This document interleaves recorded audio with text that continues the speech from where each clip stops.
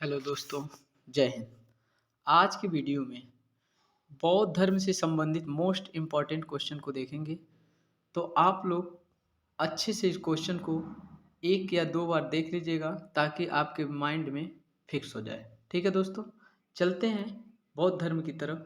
तो देखते हैं बौद्ध धर्म के संस्थापक कौन हैं। तो याद रखिएगा, जो बौद्ध धर्म के संस्थापक हैं वो हैं गौतम बुद्ध। अब इनका जन्म कब हुआ था? 563 ईसा पूर्व, लुम्बिनी नेपाल में। ठीक है। इनकी माता का नाम क्या था? महामाया। इनकी 7 दिन के बाद ही इनकी मृत्यु हो जाती है, गौतम बुद्ध के माता जी की। ठीक है। इनके पिता का नाम क्या था? शुद्धोदन था। जो गौतम बुद्ध का लालन पालन हुआ था वो उनकी बी माता यानी दूसरी माता प्रजापति गौतमी के द्वारा किया गया था। ठीक है। अगला देखते हैं इसमें गौतम बुद्ध के बचपन का नाम क्या था। तो जो गौतम बुद्ध के बचपन का नाम था वो था सिद्धार्थ। ठीक। गौतम बुद्ध का विवाह 16 वर्ष की अवस्था में यशोधरा के साथ कर दिया गया और गौतम बुद्ध और यशोधरा के जो पुत्र हुए उनका नाम क्या था? राहुल। यानी गौतम बुद्ध जी के पुत्र का नाम क्या था? राहुल। आप लोग याद रखिएगा। 29 वर्ष की अवस्था में गृह त्याग कर दिया, यानी घर से निकल गए। किसके लिए? ज्ञान प्राप्ति के लिए। तो इसे क्या कहा गया? महाविनिष्क्रमण के नाम से जाना जाता है उनके गृह त्याग को। गौतम बुद्ध के जो प्रथम गुरु थे वो कौन थे? अलार कलाम थे। इसे आप लोग याद रखिएगा। अगला देखते हैं हम लोग इसमें, जो गौतम बुद्ध थे किस कुल के थे? तो वो शाक्य कुल के थे। जब सिद्धार्थ कपिल वस्तु से सैर के लिए निकले थे तो उनको कितनी चीज़ें दिखाई दी थी? तो आप लोग याद रखिएगा, जब गौतम बुद्ध जी अपने महल से घूमने के लिए निकले थे, सैर करने के लिए, तो उनको 4 चीज़ें दिखाई पड़ी थी। तो उनमें से 4 चीज़ें हैं कौन कौन? तो आप लोग याद रखिएगा। पहली चीज़ है उसमें एक बीमार व्यक्ति को देखे थे, और दूसरी चीज़ है एक बूढ़े व्यक्ति को देखे थे, तीसरी चीज़ है एक सन्यासी यानी साधु को देखे थे, और चौथी चीज़ है एक 100 यानी डेड बॉडी को देखे थे। ठीक है। उसी से प्रभावित होकर के गौतम बुद्ध ने 6 वर्ष तक कठिन परिश्रम किए और 35 वर्ष की आयु में बैसाखी की पूर्णिमा की रात निरंजना नदी, और उसे फल्गु नदी के नाम से जाना जाता है, वहीं पर पीपल वृक्ष के नीचे गौतम बुद्ध जी को ज्ञान की प्राप्ति हो गई। तो आप लोग इसको अच्छे से एक बार मेंटेन कर लीजिएगा कॉपी में और एक बार पढ़ लीजिएगा। क्या है?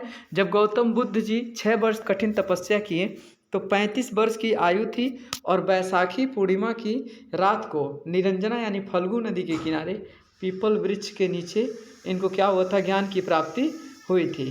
ठीक है।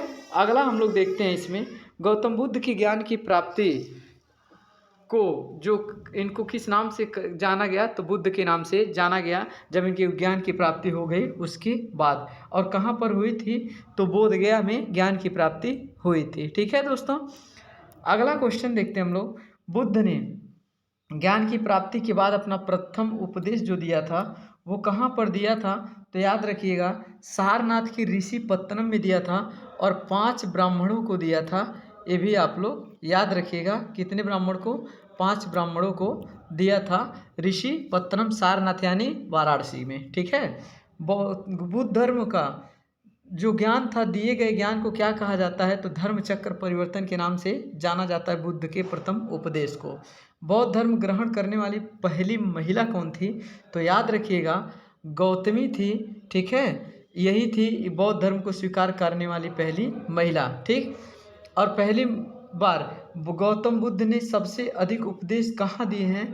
तो श्रावस्ती में गौतम बुद्ध जी ने सबसे अधिक बार उपदेश दिए हैं। अब गौतम बुद्ध जी को 80 वर्ष की अवस्था में यानी 483 ईसा पूर्व में कुशीनगर में एक चुंद यानी लोहार नामक एक आदमी, लोहार था और चुंद उसका नाम था, और उन्होंने इनको भोजन कराया रात में। उसी की वजह से महात्मा बुद्ध की कुशीनगर में महापरिनिर्वाण हो गया यानी मृत्यु हो गई। उनकी मृत्यु को जो घटना को जाना जाता है महापरिनिर्वाण के नाम से जाना जाता है। ठीक है दोस्तों। आगे चलते हैं हम लोग, देखते हैं बौद्ध धर्म में प्रथम संगीति कब हुई थी? तो याद रखिएगा, जो बौद्ध धर्म की प्रथम संगीति हुई थी 483 ईसा पूर्व में हुई थी। ठीक है। और इससे कहाँ पे हुआ था? तो स्थान का नाम क्या है? राजगृह। और इसके अध्यक्ष कौन थे? महाकश्यप उपाली थे।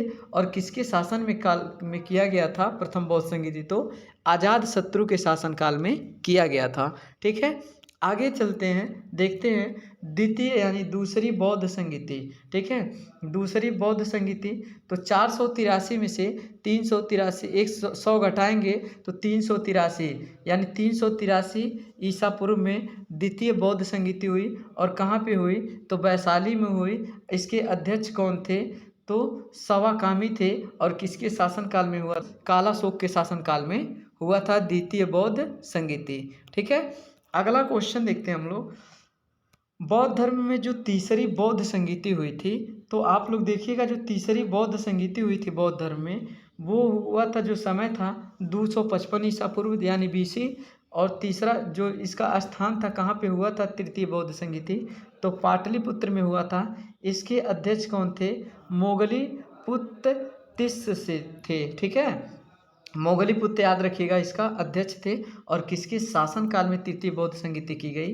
तो अशोक के शासनकाल में किया गया तृतीय बौद्ध संगीति। ठीक है, अगला देखते हैं हम लोग क्वेश्चन, चतुर्थ बौद्ध संगीति। जो चतुर्थ बौद्ध संगीति आप लोगों की ये कहाँ हुई है? तो जो समय था वो पहली शताब्दी में। किस शताब्दी में? पहली शताब्दी में हुआ था।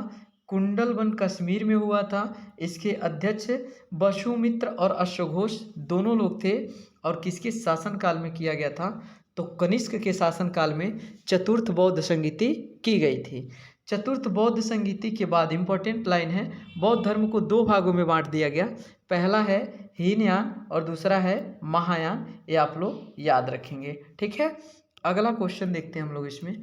बुद्ध के मध्यम मार्ग को उत्तम मार्ग के नाम से जाना जाता है, यानी जो बुद्ध धर्म के द्वारा अपनाए गए मध्यम मार्ग है उसे सबसे उत्तम बताया गया। ठीक है, बौद्ध की पूजा स्थल यानी जैसे हिंदुओं का मंदिर होता है, मुस्लिमों का मस्जिद होता है, तो बौद्ध धर्म को क्या कहते हैं? चैत्य मंडप के नाम से जाना जाता है। ये आप लोग याद रखिएगा, चैत्य मंडप के नाम से जाना जाता है। पौ है लास्ट में।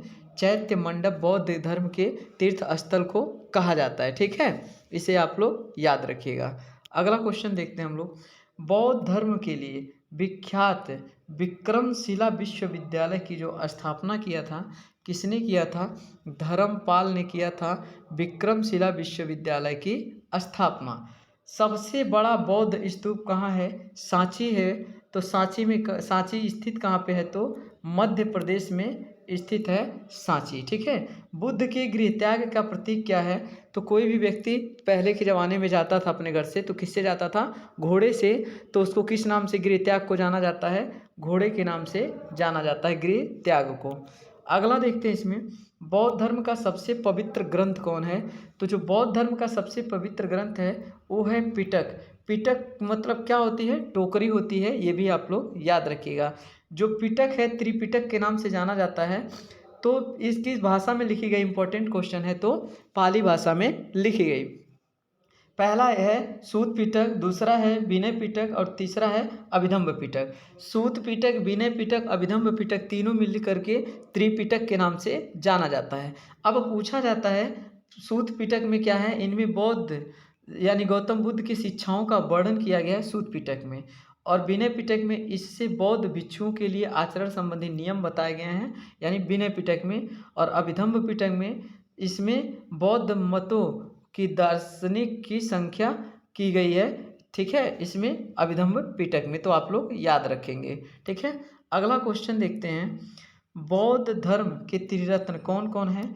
तो याद रखिएगा, बुद्ध, धम्म और संघ हैं बौद्ध धर्म के त्रिरत्न।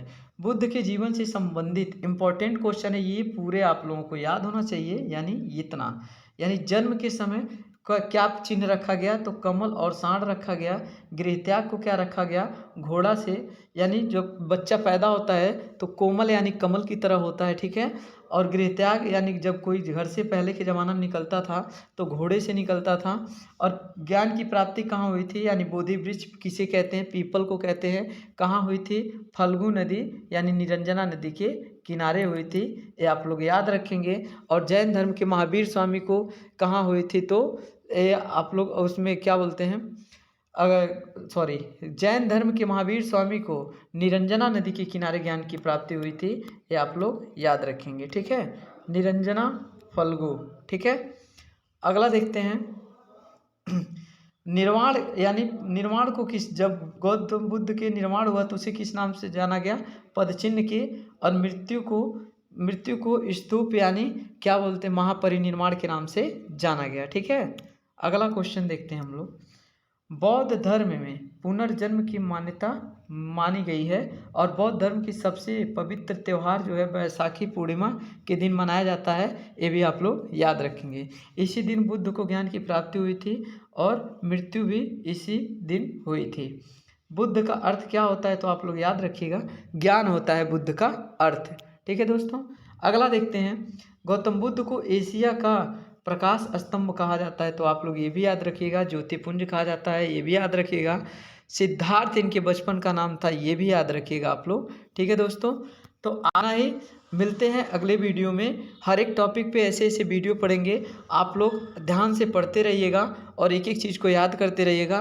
पेपर चाहे कोई भी हो, फाइनल होना चाहिए, ये दृढ़ निश्चय लेकर के आप लोग पढ़ाई करिए। मिलते हैं अगले वीडियो में। जय हिंद, जय भारत।